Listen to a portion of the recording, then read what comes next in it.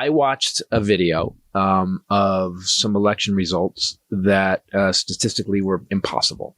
And the guy that was doing it, Nathan, broke it down in a way. He's pretty heady as a dentist. We call him a very smart man, yes. very dentisty, very. It's a compliment. And and he didn't do it. He's not a dumb guy like me. He's a really smart guy. And we can't even say the word statistics. You and I had to practice. That was our prep. Statistical. We had to practice it yesterday. I watched it twice, and then I talked about it on the podcast, and it was 10, just me talking about it. Everybody has this feeling that shit has gone horribly wrong and somebody pulled a con on us. Yeah. And it's what we said when it happened. None of it made sense. So then it happened the way it happened. He only won by, first of all, he won with less than half with 49%. He keeps talking about a mandate, but it was 1.4% more votes based on what they have. They also denied 4.5 million of votes. They said they were legal votes, but they were denied. And then people were like, wait, my vote didn't get registered. Oh yeah, sorry, election's over. Yeah. So I would like to bring on Nathan Taylor from the Election Truth Alliance. Come on in. Thanks for coming on. I appreciate it. Thank you for having me. Yeah. You were on another podcast, not as good as this one, but it was another one. And I saw everything you did, and it sucked me in so hard. And as she knows, I'm not a math guy. And I had to watch it twice. And we finally got to a place where I was like, holy shit.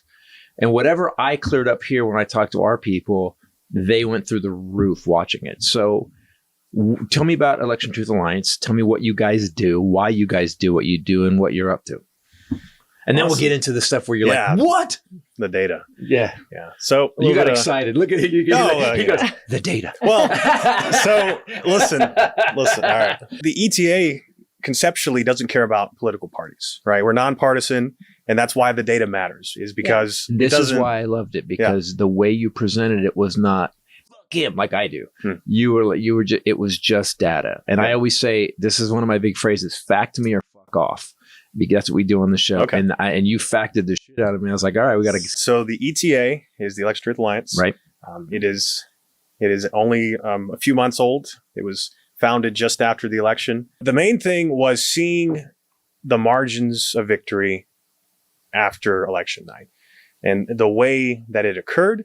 And we'll talk about it in the presentation. You had briefly talked about it as well, and I believe your last podcast where you highlighted 7 swing states being one for one candidate.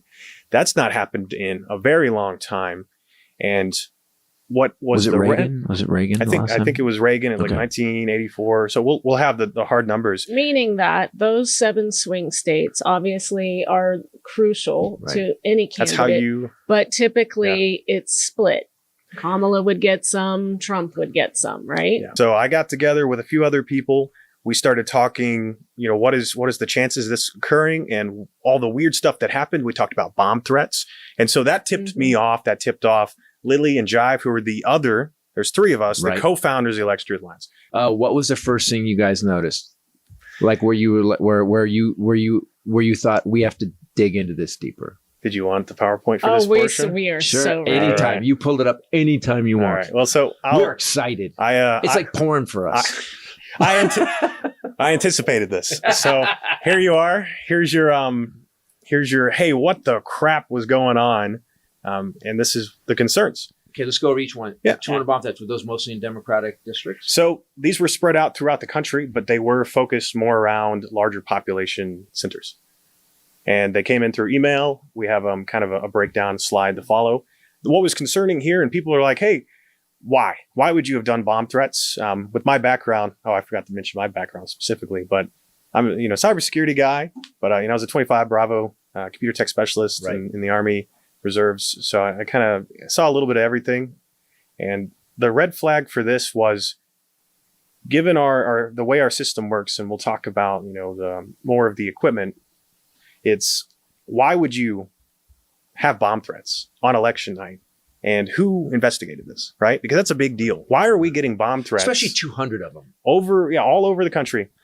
And the concern here is it's not as much who did them, but what could have been the impacts. And my question is for this. people listening and not watching, what he's talking about is there were over 200 bomb threats on election day. Has this ever happened? Largely in swing states. Not that I have found or recall. So we've had in our election history in America, at least in the recent history, and let's go back to 1900. We've never had a bunch of bomb threats called in.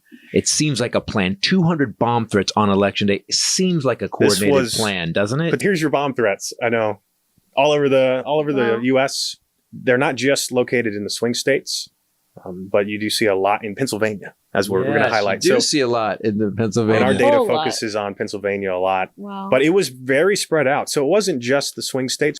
7 swing states for one candidate. When was the last time, and what does that even look like? When was the last time someone did something like this, as you said, 1984, Ronald Reagan?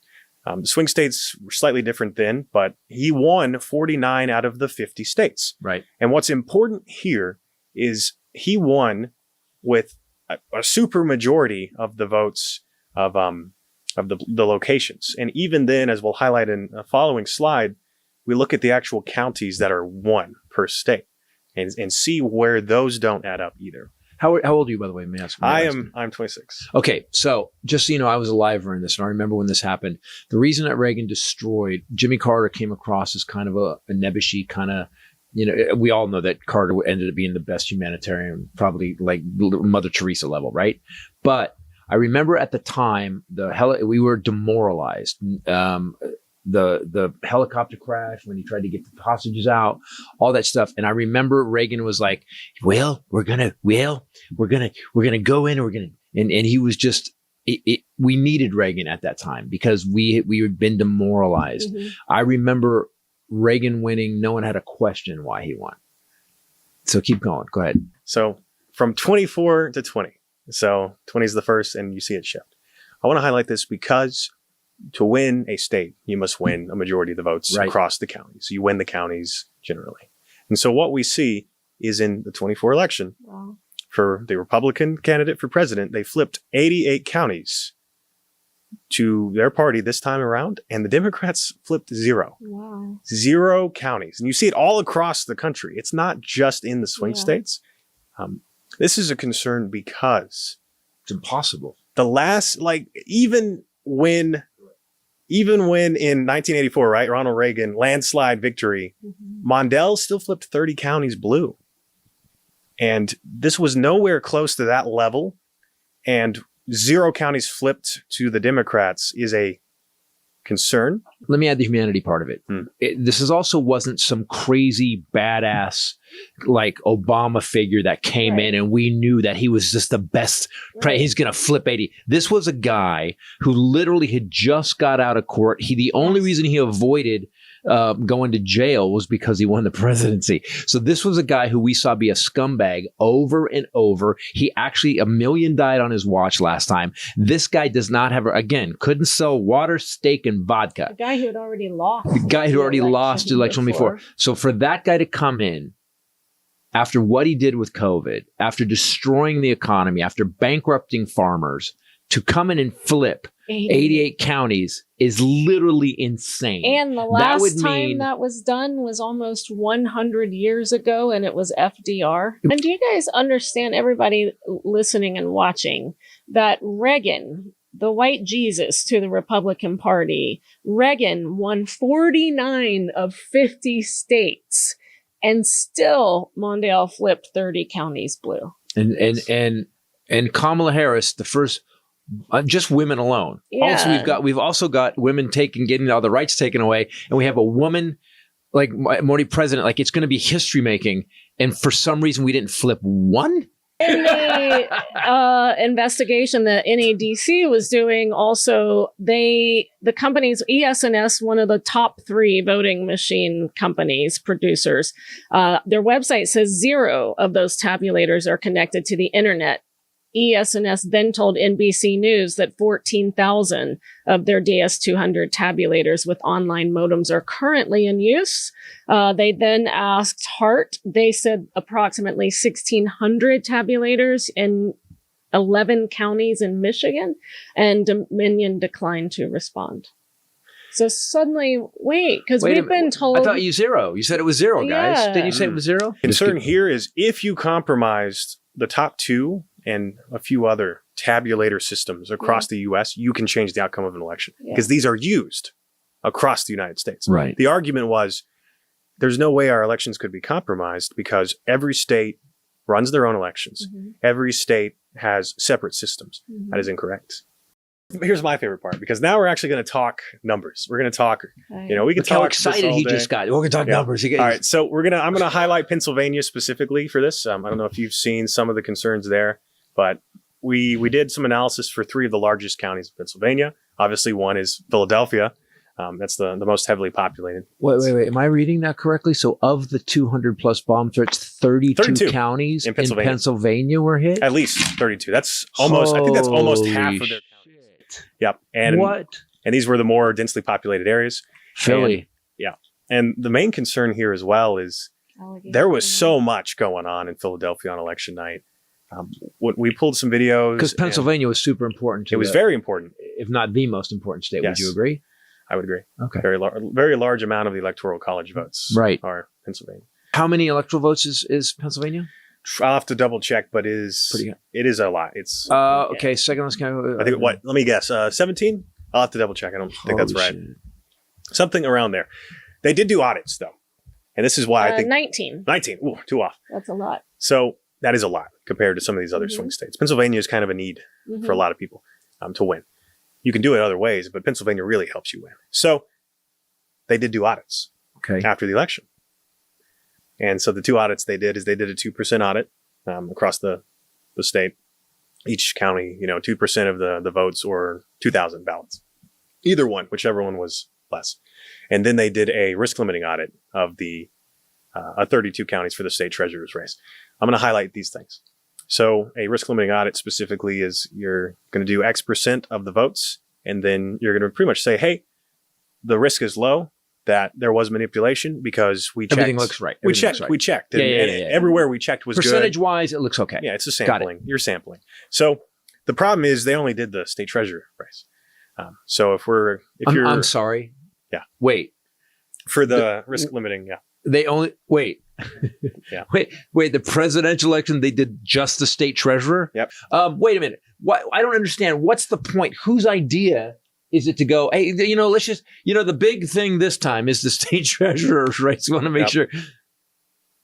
That makes no sense at all. Why would you wouldn't you sample all the?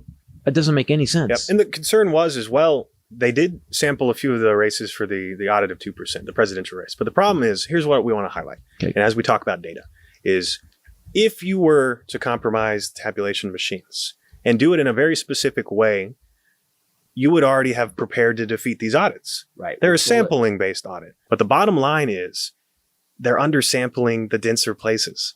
And as we'll talk about in our data, if you're changing votes, if you're switching votes, you're doing them at higher turnout. You're doing them at places where more people are voting. Yeah. And that's auditing the opposite places. All right, let's go back to the charts. And it gets a little deeper too. Oh, come on. Because are you familiar with drop-off analysis? Drop-off. Okay. All right. No, go. You go. Yeah. So what? Look, I'll try to shut up. It's hard for me because you ask your questions. I like anything you're like, hey, I have no idea what you're talking about. All right, I have no idea what you're talking about. Go with drop off. Perfect. That's why I'm here. So, so the way you read this is a comparison for Pennsylvania, all the counties in the state, and what we're looking at is how many votes the presidential candidate got for each party, right, compared to another race of their party. So in this case, it's the so all the down-ballot races. It should be the same pretty much. And so here's the senator, right? The president versus the senator. So red is Trump. Got it. Blue is Harris. Right. We're going to start on the left. Right. So you have 0%. That is the amount of votes the senator got. Okay. So the 0. So if both the president and the senator got the same amount of votes, you're going to be 0. This isn't going to exist. Got it. So as you get further, you're going to see the percentage of both candidates in how many votes they got. And what's interesting about Pennsylvania is they had some interesting counties, but this is averaged out. So this is every county in the state. We're going to, in a next slide, highlight the counties individually, and you'll see the change. Why on election day is the percentage so That higher? is the question. Why? So why is it? Yeah.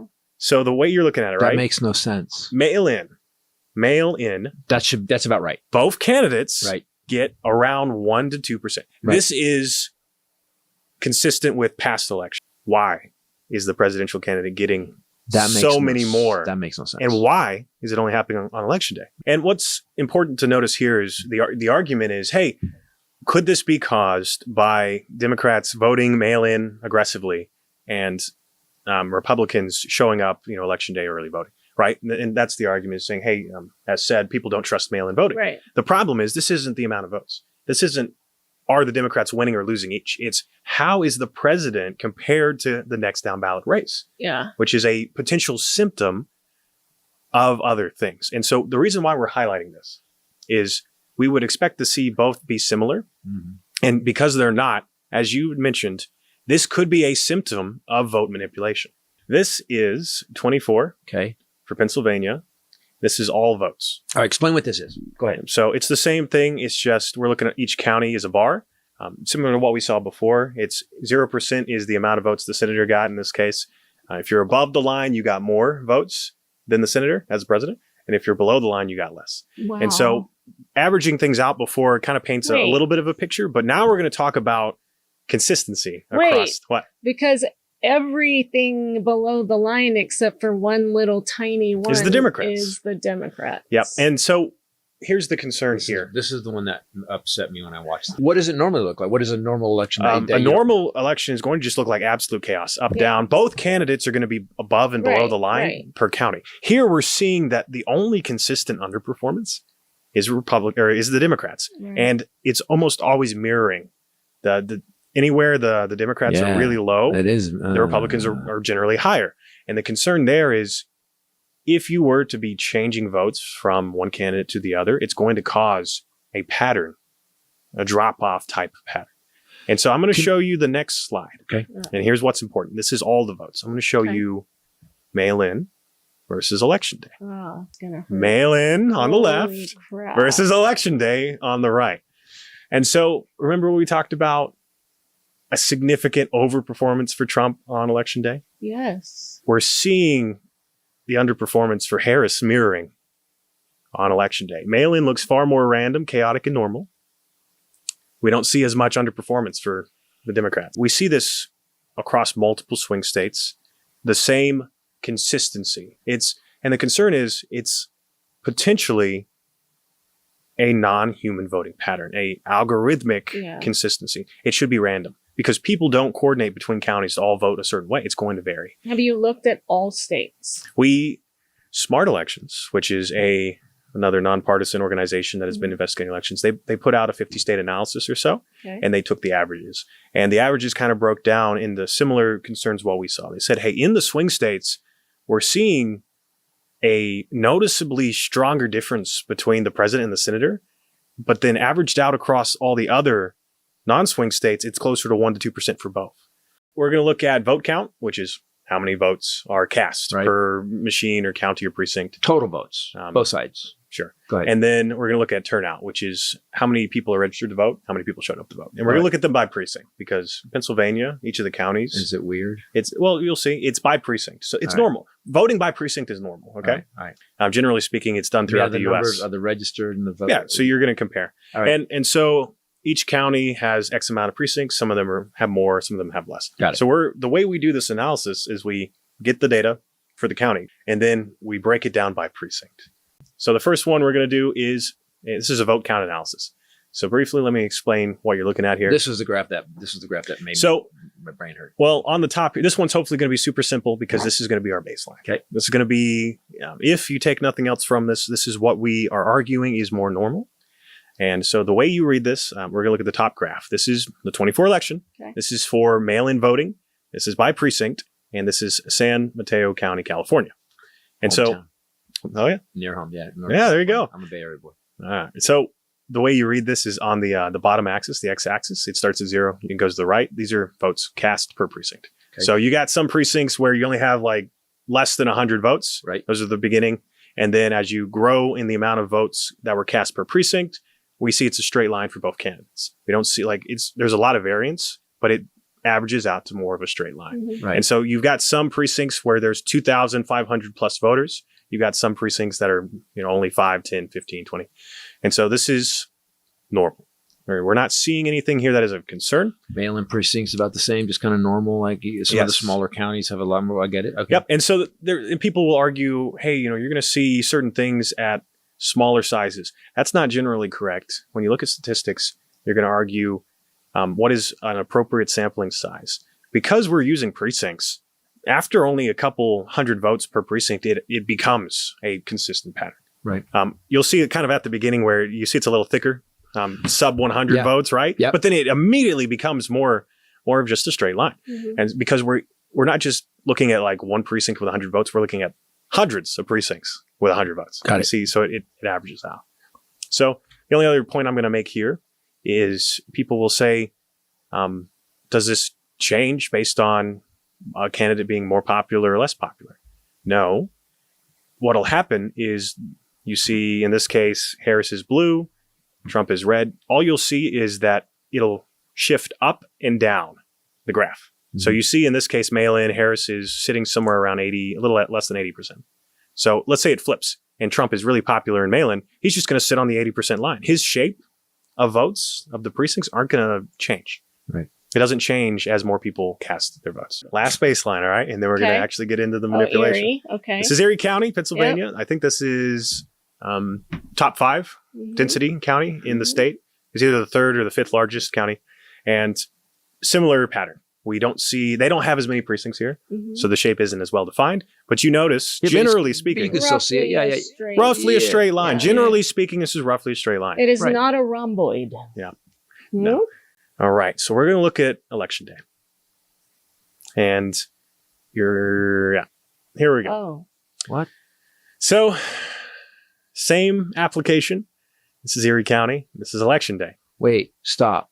Hold on. Wait a minute. That's not a straight line. Wait, but not only that, but okay, go ahead. You explain it before you get talking. No, so if we look at both candidates separate, because it gets a little confusing when you look at both of them, we see at lower votes cast per precinct, Harris is killing it. Harris is killing it, 80, 60% or so. And then as more votes were cast in these precincts, in precincts where more votes were cast, there's no time here. Everyone seems to get a little confused saying there's a time component. There's not. We're just showing you every precinct where a certain amount of votes were cast or more. Hold on. This is all the counties. If you this is all the precincts in Erie County. Separately, it actually looks somewhat normal until you hit 500. And around 500, well, actually maybe a little less than 500. Yeah, a little less than 500. Trump goes up about drastically halfway. And Harris goes down. Ray, look, it's more like 250. If you look at the blue, at 250, everything starts to drop. Oh, yeah, and then at 250, everything starts to go up. What we're seeing, to sum this up, we're seeing that at precincts where more votes were cast, the Republican Party grew in the amount of votes they were getting consistently all across the county. Which would make you think that maybe if this were fraud, that there was a number that triggered. If this was caused by a compromise of the tabulation machines, a potential compromise, alleged hypothetical. Thank you. Then this would support a threshold of votes cast, and then you begin to manipulate the votes from one candidate to the other. Which would make it seem less human and more... You can actually see maybe something to do with programming or... We've tried to avoid talking too much about how exactly you would write this and do this with the machines, because the data tells us the concern. And the concern is, it looks like you would set a threshold, and then, depending on how you do it, after that threshold is met, which seems to be almost always more than the amount of votes you would audit in a precinct or a county, then you would begin to take votes from one candidate and give them to the other. Or you would add in votes or delete votes. And it seems to be a mix. We've done additional analysis, which we'll continue to be publishing, but we originally assumed it was maybe just vote switching. We're now starting to see that there's the digital vote stuffing potentially, and also vote deletion. And there's a difference because you take a vote from one candidate and give it to the other. It's still deletion, but they get a +1. In deletion, you just get rid of it. I have a question. Go ahead. Did this happen on the down-ballot races? From our analysis, we are seeing the similar concerns for senatorial races and other down-ballot partisan races, meaning there's a Democrat versus a Republican. We're seeing it pretty consistently across not only Pennsylvania, but in Nevada as well. And other states we've not released yet. Perhaps Iowa. Here's the other one. It's very similar. This is your concept of a Russian tail. It's using Turnout. So before we were so this is what you need to explain this a little bit. I'll explain this because this is the one thing that confused me with the other with the so one I watched. the first analysis I showed you with the scatter plots and the precinct circles and stuff. Got it. That one looks at how many votes are cast per precinct. This is similar, but instead of just looking at how many votes are cast, you look at how many votes could have been cast, which is the amount of registered voters, and then you just look at the percentage. So let's say I got 100 people who can vote in a precinct, right? And only 80 show up. That's 80%. 80%. And that's what this is doing, is using Turnout. I like that he explained that to us. No, he knows I'm dumb. If you have 100 people. and 80 show up, and that's what 8. percentage? 8. Good job. Am I wrong? No, you're right. Throw a 0 in there. Yeah. But on the left here is a normal shape. Okay. It's a distribution. This is Romanian presidential election 2014. Yep. So we're going to look at some comparisons. This is Sergei Shpilkin. He is a election data analyst, if you will.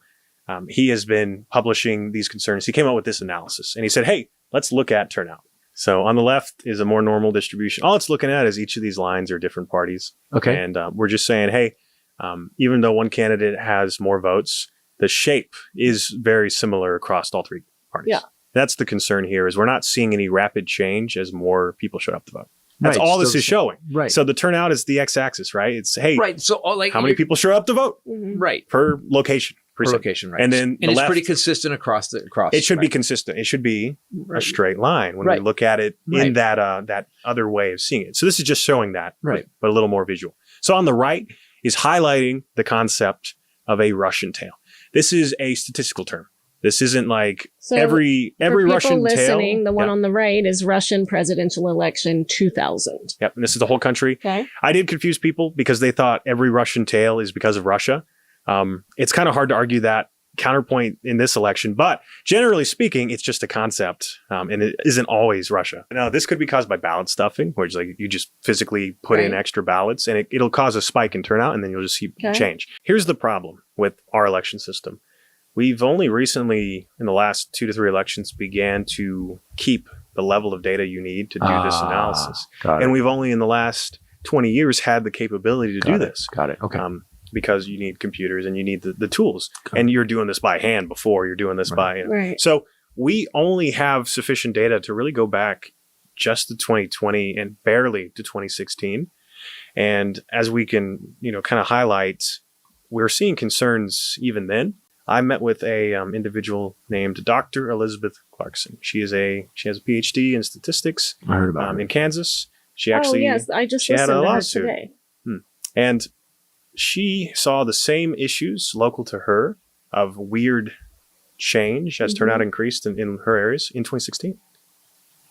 Really? And she filed lawsuits to try and audit, and she never got her hands on the votes then because there were a couple hurdles, and they ultimately just said, hey, we're not going to let you do it. She went to the state Supreme Court even trying to get them, right? And she's I think they're not done fighting. She's looking for legal assistance to continue this fight. I just listened to that today. So you can see in the Russian president in 2012, you can really see that thing at the end is nuts.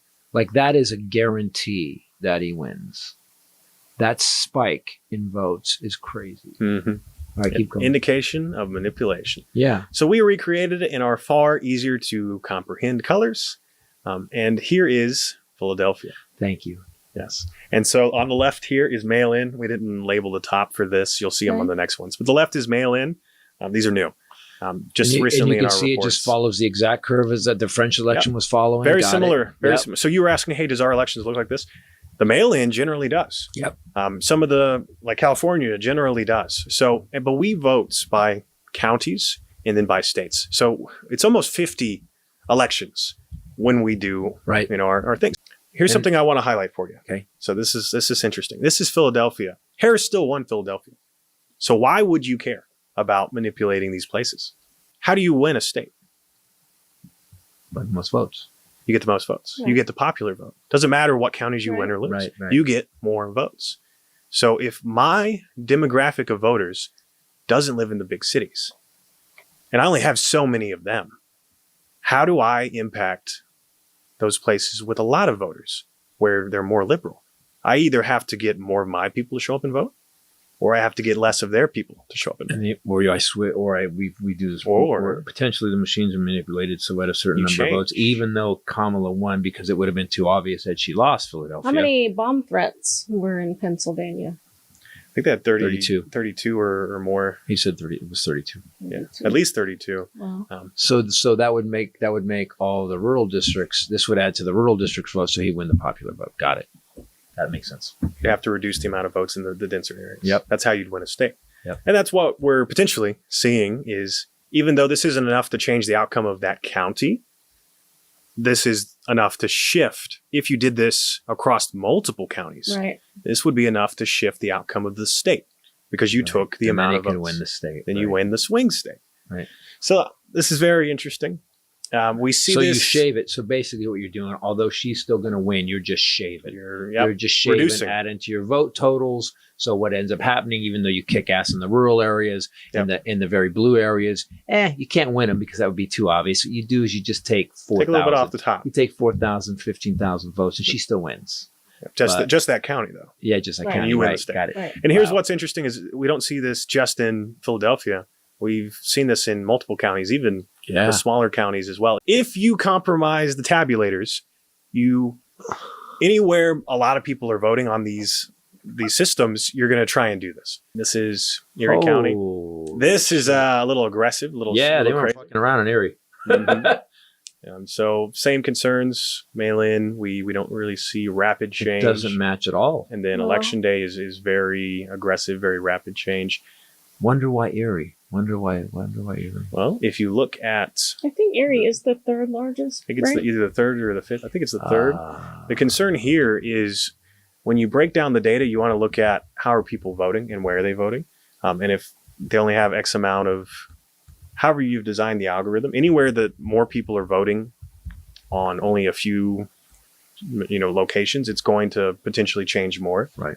Philadelphia, a lot of machines, a lot of places to vote, a lot of places to tabulate. But if you get smaller locations but more dense, you would theoretically see rapid change in some of those places. And we're seeing that in Erie. If Trump was more popular on election day, we would see from the beginning, as you said, Right. he should be, Right. it should be a mirror, like an inverse of mail-in, right? If it was red and then a little bit of blue. But instead, we only see him take over closer to 50% turnout. Once the threshold Once the thresholds are hit. So here's your Russian tail analysis. And then we're going to get into this last little bit. And this is your turnout, your scatter plot. And we'll roll through this real quick. We'll roll through this real quick. But you were asking, hey, how can we visualize this a little better? This is going to be a little more insane. It's similar to what we were looking at before with the scatter plots, but this is turnout. So this is looking at how does it shift and how do the precincts change? Here's your mail-in, your baseline, right? Okay. On the left is what you've seen before, the amount of votes per precinct. On the right is turnout percent. And so what we're going to see, Erie County, Allegheny County, mail-in, and, well, we'll go back. Erie County and Allegheny County look pretty normal. It should be more of a straight line. Generally is speaking. And you see that on the right is the turnout. It's more of a blob straight line. We don't see any rapid shifts up or down as turnout increases. Here's mail-in for Philadelphia. I have a question for you. Does this look like a straight line for both candidates? No. What does it look like? Same way you read it. The x-axis. Okay. X-axis is turnout, right? So people showed up to vote on the left, and then as you get closer, the reason why it stops at 50% is this is mail-in. This is half of the votes. Okay. So turnout is like half of the voters voted. Well, at most 40% of the voters voted by mail-in in a precinct, and then the other half or whatever voted election day. So here's the concern. We don't see a straight line. Instead, we see a majority of the votes are sitting between 180% for Harris and 20 and closer to 0% for Trump. What's interesting is we see it's stretched down for the Democrats and up for the Republicans a little more randomly, but we don't see a straight line here.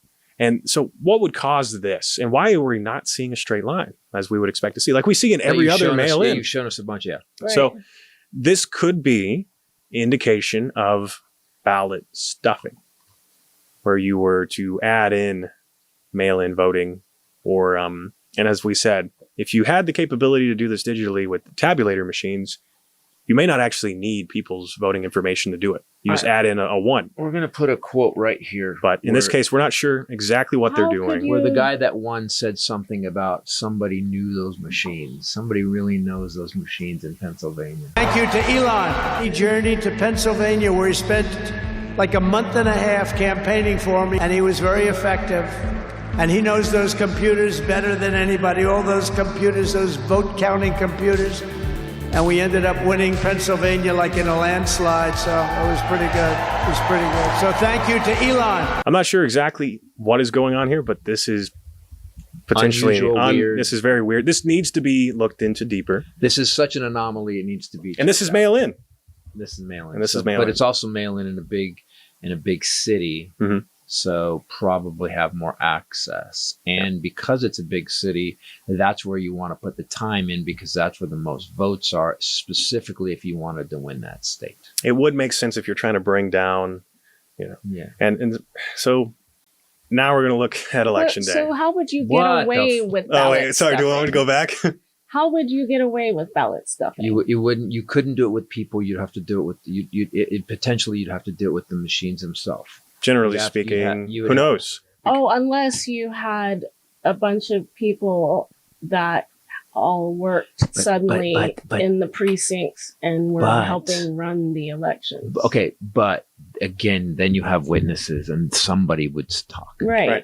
And especially now after he's fucked everything up. Somebody would say, hey, this is bullshit. Right. Somebody would talk. The problem that we're highlighting is we don't truly know.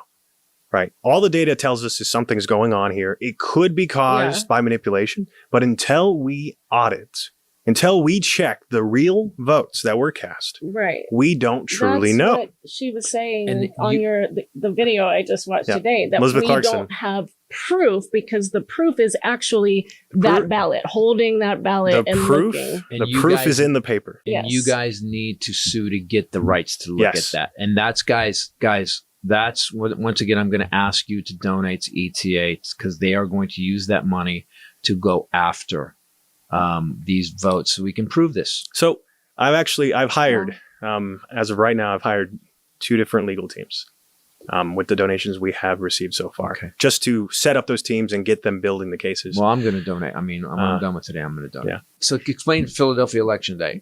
I can see crazy. It's the arc. Look, so the arc goes down. So you can see again where everything starts to change. It's more of a cornucopia. Cornucopia goes up it starts to change for Trump. Everything's kind of normal. And then it starts to angle up for Trump. And then it angles down for Kamala. In Philly, that's crazy. And wow, I don't. Now, do we have the same? Well, you showed us the Russian tales that we had in Philadelphia. All right, you've seen the Russian tales. This is just another way of visualizing why. Yeah, why is that happening? First time I watched this, I didn't get the graph. I just got it. Now you get it, right? These are the precincts. I just got it. So people are saying, hey, could this be caused by like really, really blue or really red precincts?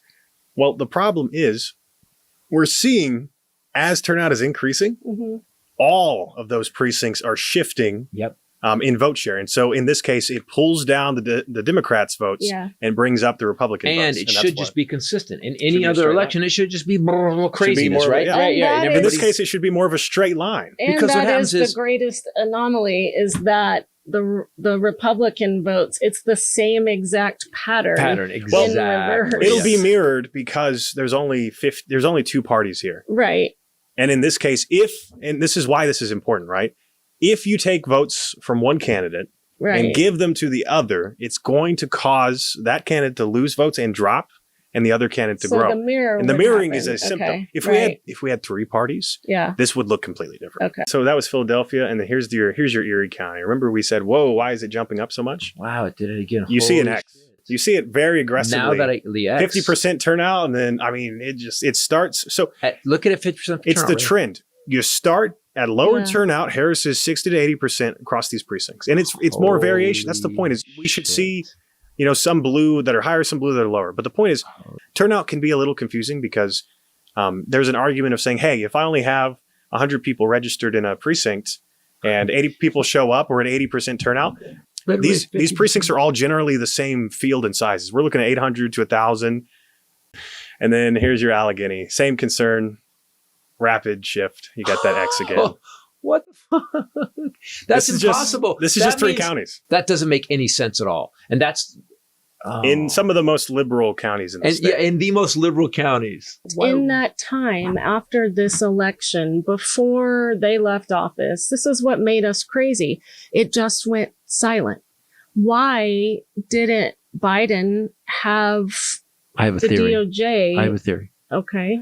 So here's my theory. The reason they didn't do it because Trump did something, and listen, if Trump had used what he knows to be a decent human being, I think he'd be a decent human being. But what he has done is by saying for the last 8 years, or last 4 years, election was rigged. Right. And then failing 62 times in court, and then failing again, then having the cyber ninjas come in and go, nope, as a matter of fact, we found 400 more votes for Biden. So if the Democrats do the same thing now, we just look like bitches. We just look like, look at it. The difference is they don't have any data. They don't have him. Right. So the different in the ETA, you guys, they don't have you guys. You asked me, are we seeing this in the down-ballot races, the senatorial races, the other race? Yes. Here's all the races. Okay. There's just Senate. Okay, this is Senate. So we're seeing the concern in every partisan race in these 3 counties we've looked at so far. And at 50%, it kicks. It varies depending on some places. Some places, their precincts could be a little smaller depending on county. Some could be a little bigger, and so it'll shift left and right. But nonetheless, we see this trend. As turnout increases, one candidate is jumping up in the amount of votes they're getting across all the precincts, and the other is dropping down. So it's not one precinct. It's not their precinct called in. It's like when Kornacki counts it in on MSNBC, right. And he's like, it's a really blue. It's a really red county. It's like all precincts it goes up. Yep. And that's impossible. Consistent. So those last 2 you saw, I don't think I explained truly, but Roman Udot, he's a election expert and a data analyst and technically a statistician that worked for Russia, was in Russia, and had then began to publish concerns of Russian elections and left Russia. Explain what heat map Allen. So I will, but his analysis was more based on that turnout we saw in the Russian tail. So he has already done that work and published his paper, and we based that analysis off of his work. Got it. And then in this case, this is Peter Klimek. And so he and others had produced this on the left, a paper talking about heat maps and elections. So you see we have 4 different elections up here. Right. Russia in 11, Russia in 12, Uganda, and Switzerland. So what you want to know here is which of these is normal, which of these is not. On the right section of graphs, that is a fair modeled election. It's going to be a circle with a high density in the middle, and then it's just going to be, a little bit of an orb, a glob, a ball. It's going to be a ball. So we see on the right is what it should look like.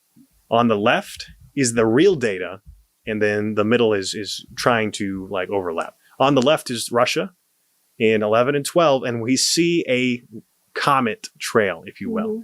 And what's happening is as turnout's increasing, the votes are growing. And then Uganda, we see something different, but just as concerning, where it's shifting up to the right. And then Switzerland, we see almost a normal, pretty consistent. Yeah. And so what we're going to look at then is we did this analysis. Well, I'm moving to Switzerland, by the way. Uganda's out. This is going to be awful. We made the joke of how fair are our elections on a scale from Switzerland to Uganda to Russia. So here's a couple more baselines for you. So this is a real thing. This is Ohio. Okay. This is their state board nonpartisan election. More normal, right? This is what we would expect to see. That's state board. That's just local state. This is it's their state board stuff. Down ballot. This is a nonpartisan race. We're good. Looks like a ball. So that's what we should expect to see in our races. We've established this now. Yeah. Now we're going to look at mail-in for Erie. More of a ball. We're not seeing any weird stretching as turnout increases. No, it's a ball. Consistent. Now we're going to look at Erie on election day. We got a bit of a comet thing. It oddly has the shape of Russia's election. It looks very similar, doesn't it? This is for Trump specifically. We're only showing Trump here. I want to be clear. I want everybody to hear this. As we hit a certain threshold, all of a sudden the votes start going to the Republican. Not just the presidential race, the Senate race, and other races too. And if there was manipulation in this case, we started to estimate how much. Okay. We'll publish more of those numbers as we go forward. Roughly, what do you think? In some of these places, what are your potential numbers showing you? Let's just say those will be on your website. Yes, soon. yes. Okay. Let's just say that if this is accurate and the data is correct, this would have been sufficient in the. So here's the thing: these are just 3 counties in Pennsylvania. If it happened in all 3 of these counties and a few others, it is enough to change the outcome of not only the state, but if this occurred in Nevada, this occurred in Wisconsin, all the swing states, it would have been enough to change the outcome of the election. Mm-hmm. And they still only won by less than Hillary beat him by. So yeah, that was oddly close. If this were potentially manipulated, but that would have been the goal, to not make it look as obvious as Putin. Putin now doesn't give a shit. We do see that in Clark County, Nevada, where after that 250 votes or so is met and you begin to change the amount of votes, Trump, in this case, in Nevada and Clark County, early voting, he sits at 60% instead of going up to 100 or like, so it's almost like you cap it. And the reason you do that is, you don't need to win more than 60% of the votes. All right. Here we go. Oh, Allegheny. no. Here we go. What? You don't have a comet trail here. You have a comet of manipulation, potential manipulation. And it's election day is the middle. So that's what you care about. On the right is you're combining the two and they average out. Left, so mail in. A ball. More normal. More normal. And then Wow. Allegheny, you see that up and to the right. And then, of course, you see this for Philadelphia as well. There's your comet trail. This is graph porn. You love graphs, man. I have never seen anybody. You could have shown us in one stop. You're like, nah. 3. Wow. Remember we said mail-in was normal? Yeah. Here's Philly. Here's Philadelphia little for mail-in. Little comet show. They're not. It's not looking normal for mail-in for Philadelphia. And they needed it because Philly. Okay, so because Pennsylvania had so many delegates. What am I? Electoral votes. Mm-hmm. Because Philly had so many, they needed to manipulate Philly because Philly is such a good amount population of the votes. center. Yeah. They had to. So I understand, like, this is a big undertaking. I understand in certain swing states, you didn't have to do this, but in Philly and the ones you really needed, you would put extra effort into manipulating the vote. And that would take Jesus. That would take Jesus. You're right. This would take a lot. Mm-hmm. No, Jesus had nothing to do with this. I'm pretty sure. I've spent 4 months now fighting the stigma, the taboo of election integrity. This isn't election denial. We have the data, and all we want to validate that our elections are safe, secure. And here's the thing: there's 2 types of election claims. There's election fraud, and then there's voter fraud. And we're talking about election fraud. We're talking about a systemic issue. Yeah, this isn't voter fraud. This people went and did their job. Americans went and did their job and voted. Republican or Democrat, they went and did their job. Yeah. Trump, talking about Elon, said Elon knows those computers, talking about voting machines, better than anybody. All those computers, those vote counting computers. And we ended up winning Pennsylvania in a landslide. Okay, I think we can stop there. He said it about Elon in Pennsylvania. And again, I try to de-geek it because it took me so long to get it. If this data is too specific, it is too, and the shapes, by the way, me and Ray got, shapes. The shapes are weird. See, when you gave us shapes, that's it. And if we can get the dumb people to see the shapes, I think we have something here. I think we're on to something. Election Truth Alliance, people, $5, $10. Let's get some attorneys going on this, and let's at least see what happens. You want to save America? I don't want to go to a civil war. Let's just do it this way. What is the cost of our democracy? Is the great question, right? Yeah. And so, I feel like it's a price that I would be willing to pay, no matter the price. Oh, I'm donating tonight. Yeah, and I'm helping promote it, and I'm still gonna donate. I love it.